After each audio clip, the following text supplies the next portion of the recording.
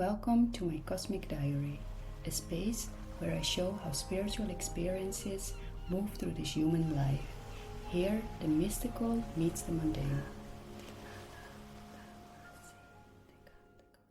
On the day that you are born, the sun is in a zodiac sign, and that is your sun sign.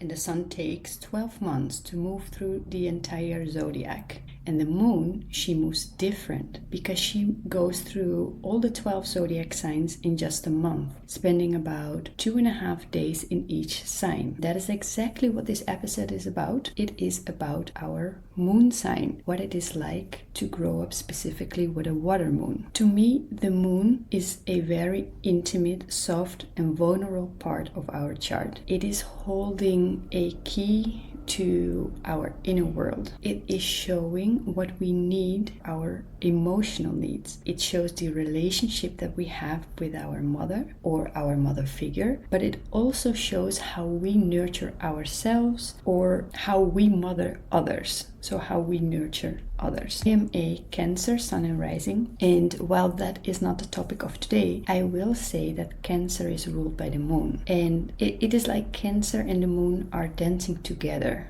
in a womb-like space. They are holding the frequency of the mother archetype, and the way I imagine it is that a mother loves her child deeply and unconditionally. It goes beyond the logic mind. A mother feels her child like no other, and the umbilical cord is there energetically. Even when it is physically cut at birth, it remains there. For example, my mom used to say that whenever my sister and I were far away, or when we would be very sad, that she could feel a pull on that energetical cord. She could literally feel it in her body. And that is exactly the kind of energy that the moon is carrying. It is representing a tender, intuitive, vulnerable part of ourselves. And depending on the zodiac sign that your moon was in at your birth time, that tenderness is expressing through a different lens, a different zodiac lens. At the time that I was born, the moon was at the highest point in the sky in the sign of Pisces. So my moon sign is Pisces. And when we come into this world, it is actually the moon sign that is activated first. It is our connection to our mom or to our mother figure. The moon is ruling the tides. Our bodies are mostly made up of water, and as children we are made up even more as water. We are soft, we are open. When we come into this world, our channels, our intuition is still fully open. The veil is much thinner, and there is no layer of expectation yet. There is no filter of what is possible or what is not. There is no societal programming. It is just very pure. A child just is. They are in sync with their true authentic self, and they just are. I have a 1-year-old and a 3-year-old, and watching my children has been such an activation and teaching it in itself. In the first 7 years of our life, the moon is the planet that is most prominent in our lives. It is the energy that is guiding us through these first years, connecting us to water, to the feminine, to the mother or the mother figure. We are an extension of our mothers in these years. Our nervous system is wired into our mother's nervous system, and we are ruled by the moon. And if you are having a water moon, or it could also show up if you have strong water signatures, if you have a water moon, which means you have a moon in Cancer, Scorpio, or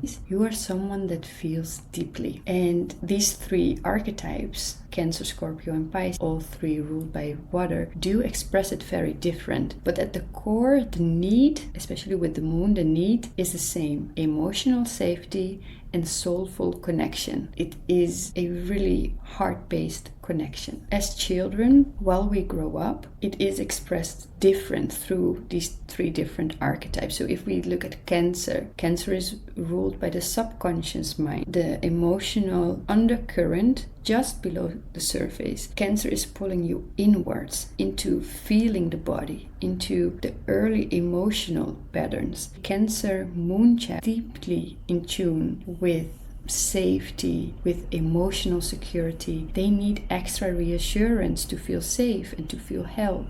And home and family life is very central to their well-being. They look to their mother or their maternal figure to learn how to nurture themselves. How is the mom doing this? And how does the mom let herself feel or deal with emotions and with feelings? Scorpio rules the unconscious mind. It's more hidden. It is a different layer of emotion. It is instinct.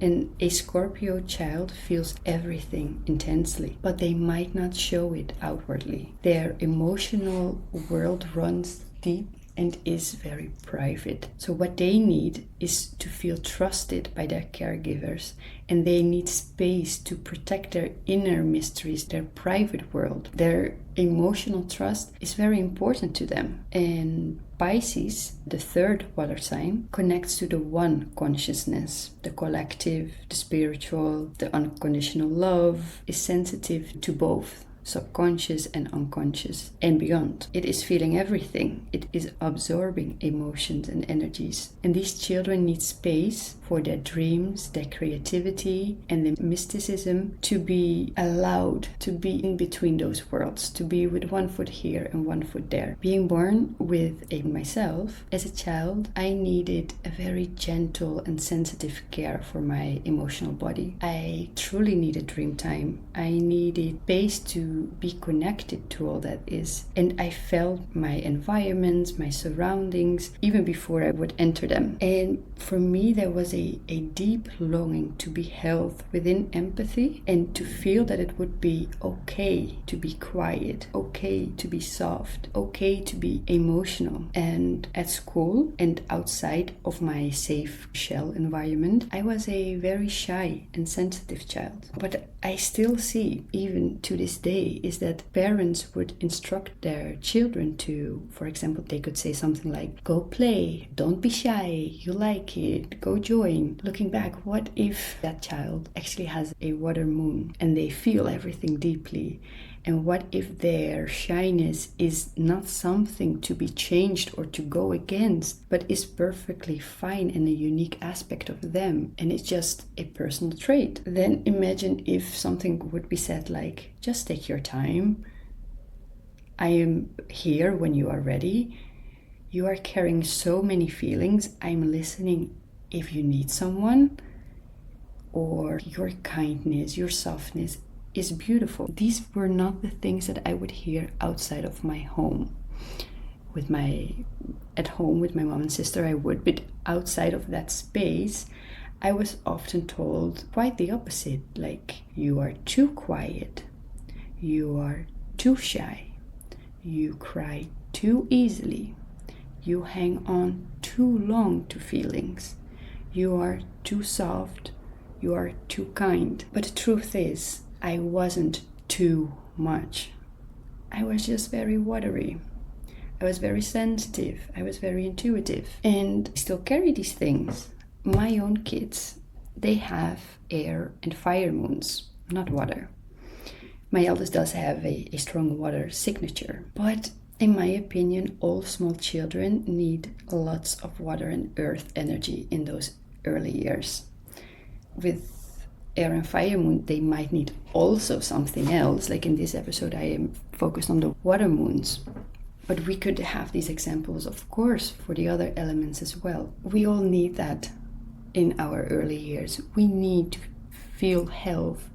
We need to be met. We need to have a space for our feelings. And now that I have my own children, I truly find it so important to not rush them into something that they are not ready for, or ask them to perform in a certain way that is just not their authentic selves. I truly try to remember and to allow them to be their most unique selves and to stay close to their unique rhythm, to hold them from the lens of their needs. And yeah, that is so beautiful. Our moon, their moon, the moon in general, can bring that perspective. And for me, growing up with the Pisces moon, it meant being deeply sensitive, very open, energetically open from quite a young age. And there is one experience that I still remember. I was with my father, his wife, my brother, and my sister, and we were renting a cottage on one of the Dutch islands. One morning, I came to my dad and I told him about a conversation between him and his wife. It was about family history, something that I was just not supposed to know. And his reaction to me was that I must have been eavesdropping, that I should have been asleep, that I could not have known that without eavesdropping or coming out of my bed. But I had not left my bed, and I knew I had not. I still remember that conversation very clearly, and I knew that I could not have been eavesdropping because I had seen them sitting on the sofa having that conversation. It really made a big impact to me, and it taught me that I could not say everything, or I would be called a liar, or that, like now looking back, that my truth was not their truth. But at that time it just meant, okay, I will stay quiet. And years later I learned about astral travel, and I realized I hadn't left the bed, but like not physically, but I had been traveling in my sleep. I had been astrally visiting the living room where the conversation had happened.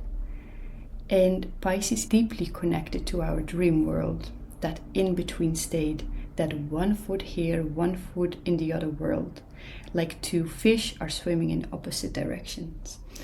And as a child, I had many of these types of dreams that, knowing now, weren't just dreams, like visits from people who had already passed, or visuals of other timelines. But most of the time I was awake in those dreams. So only later I could ask myself, was I dreaming or was I traveling? Long before I consciously awakened, my dreams were already teaching me. They were basically my phase zero before I expanded my consciousness.